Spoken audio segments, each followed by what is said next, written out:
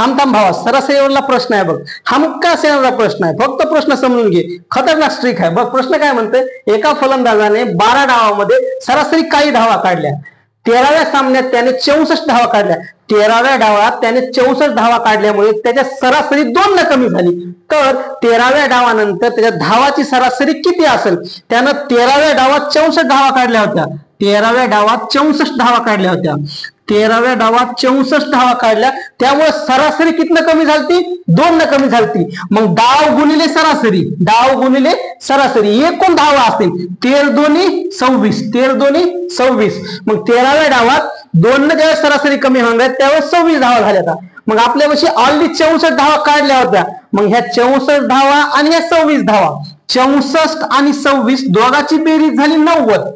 64 आणि 26 दोघाची बेरीज झाली 90. पण प्रश्न आपला काय म्हणते माहित आहे का? सरासरी त्याची 2 न कमी झाली आहे. 13व्या डावानंतर सरासरी 2 न कमी झाली. मग मी एक काम करतो, 90 - 2, तर उत्तर आपलं 88. कधीच?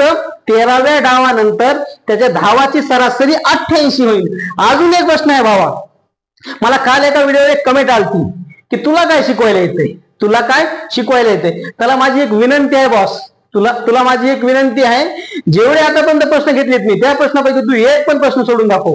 जर तसं नसेल तर तुझं माझं एक शर्यत ठेवता, कोणी 100 मार्काचा एक पेपर काढून तू माझ्यापेक्षा 0.5 मार्क जास्त घेऊन दाखव. काय? 0.5 मार्क घेऊन दाखव.